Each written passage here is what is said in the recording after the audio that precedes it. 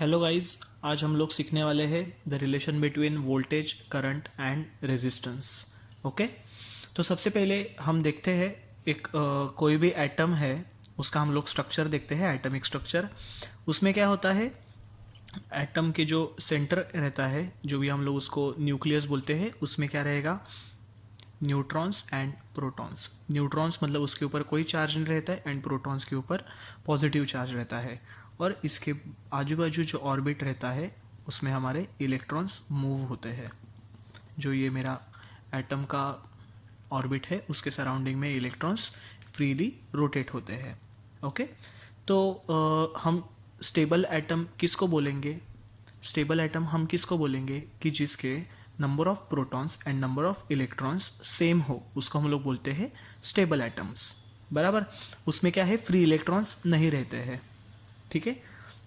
Unstable atom मतलब क्या, जिसमें एक तो इलेक्ट्रॉन्स की संख्या ज़्यादा हो प्रोटॉन से, या फिर number of electrons will be less than number of protons. Okay, now अभी हम लोग देखने वाले हैं what is voltage. Now what is voltage? Voltage मतलब क्या है, potential which is applied to the current. मतलब क्या है, एक हम लोग फोर्स अप्लाई कर रहे हैं करंट को मूव होने के लिए। ठीक है, तो मैं आपको एक सिंपल लैंग्वेज में एक सिंपल एग्जांपल देके बताता हूँ। देखो, मेरे पास एक मोटर है और उसको मैंने एक पाइपलाइन कनेक्ट किया है। अभी ये पाइपलाइन में जो वाटर है वो स्टेबल है इनिशियली, क्योंकि मेरा मोटर बंद है। अभी हम लोग एज्यूम करते हैं ये जो मोटर ये पानी को फोर्स देने वाला है, तो ये फोर्स को हम लोग बोलेंगे वोल्टेज। और ये जो पानी है जो फ्लो होने वाला है उसको हम लोग बोलेंगे करंट। ठीक है। जैसे ही मैं अभी मोटर स्लोली स्लोली घुमाता हूँ, वैसे वैसे क्या होगा, मैंने पानी का फोर्स बढ़ते जाएगा बढ़ते जाएगा बढ़ते जाएगा। इसका मतलब क्या हो रहा है, जैसे ही मैं मोटर का स्पीड बढ़ा रहा हूँ वैसे ही मेरा पानी का स्पीड बढ़ रहा है। मतलब क्या, मैं जैसे ही मेरा फोर्स बढ़ा रहा हूँ मेरा फ्लो बढ़ रहा है। It means what, when I am increasing the voltage my current is also increasing. Okay, so मतलब क्या, voltage and current both are in proportional. Okay, अभी हम लोग देखते हैं कि समझो मैंने इधर पानी का एक टैप लगाया है। ओके, अभी क्या होगा, when the tap is there, ये क्या कर रहा है, पूरा ब्लॉक कर रहा है पाइपलाइन को। It means it is providing high resistive path to the water. बराबर, मतलब मेरे करंट को हाई रेजिस्टिव पाथ प्रोवाइड कर रहा है कौन, ये टैप। इसका मतलब जब मेरा रेजिस्टेंस हाई रहता है तब मेरा करंट क्या रहता है, कम रहता है। और you can say it can be a zero when there is a high resistance. Okay, now जैसे ही मैं ये टैप ओपन करता हूँ तो उसका रेजिस्टेंस में डिक्रीज कर रहा हूँ। टैप ओपन कर रहा हूँ इसका मतलब रेजिस्टेंस डिक्रीज कर रहा हूँ। मतलब क्या हो रहा है, उधर से अभी टैप ओपन किया तो पानी फ्लो होना चालू होगा थोड़ा थोड़ा। मतलब क्या, मैं जैसे ही रेजिस्टेंस डिक्रीज कर रहा हूँ मेरा करंट का वैल्यू क्या हो रहा है, इंक्रीज हो रहा है। The current is flowing through the tap is increasing. Okay, और थ्रू द वायर। मतलब क्या है, मेरा current and resistance both are inversely proportional. Okay, मतलब current will be inversely proportional with resistance. तो ये दोनों चीज़ों को हम लोग कंबाइन करेंगे तो क्या होगा, current will be directly proportional to the voltage and inversely proportional to the resistance. It means हम लोगों को ये इक्वेशन मिलेगा। So it is nothing but our Ohm's law.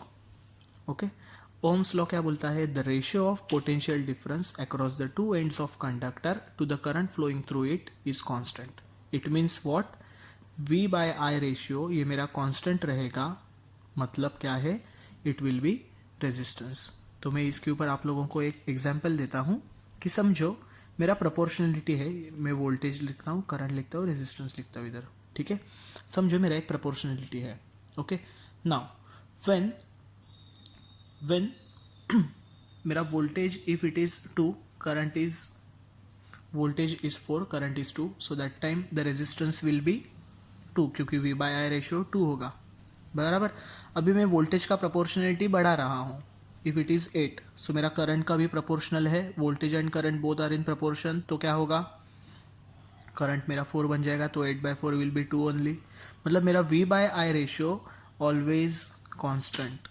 तो मेरा जो ये जो ग्राफ है वोल्टेज एंड करंट का वो क्या होगा, ऑलमोस्ट कांस्टेंट आएगा। और ये कांस्टेंट चीज़ मेरा क्या रहेगा, it will B resistance always.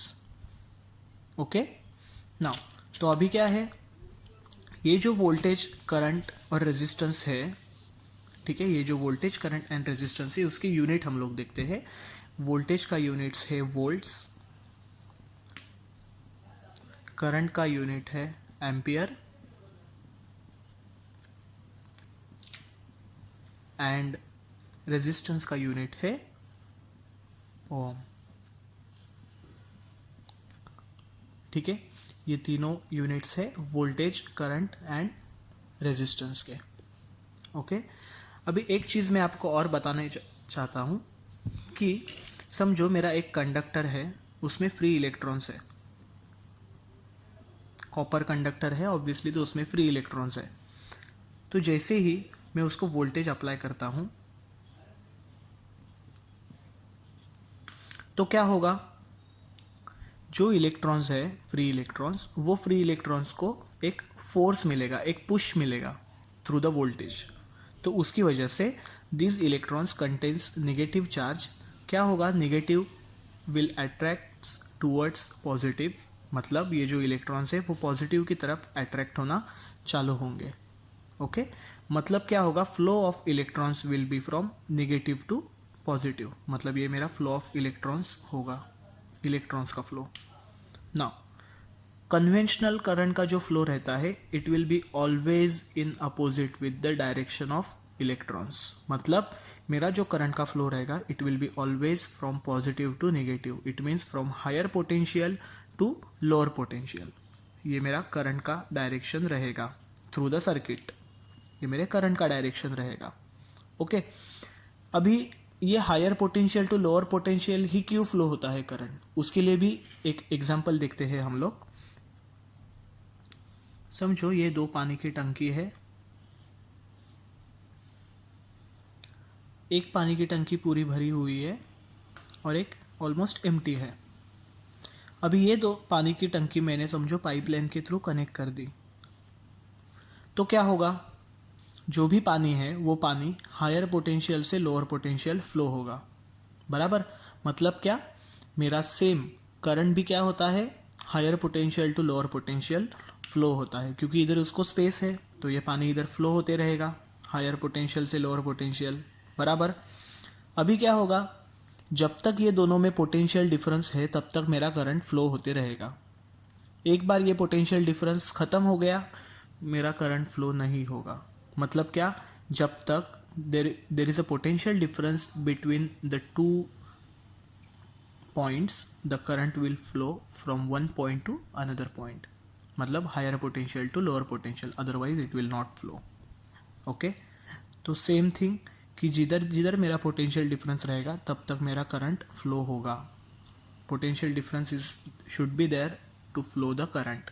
मतलब क्या है, अभी देखो, समझो ये मैंने ये मतलब ये पानी इधर से फ्लो हो रहा है, एक पर्टिकुलर लेवल पे क्या हो जाएगा, ये दोनों सेम लेवल पे आ जाएंगे, ये जो दोनों टंकी है पानी के वो सेम लेवल पे आ जाएंगे। एक बार सेम लेवल पे आ गए तो पानी का फ्लो होगा क्या एक जगह से दूसरी जगह तक, नहीं होगा। मतलब क्या है, अभी इसमें पोटेंशियल डिफरेंस है क्या, नहीं है। सो व्हेनेवर, तो अभी सेम इधर भी, जब तक मैं इधर पोटेंशियल डिफरेंस ये वोल्टेज अप्लाई कर रहा हूँ तब तक मेरा फ्लो होगा current. If I am not applying any potential difference the current will not flow.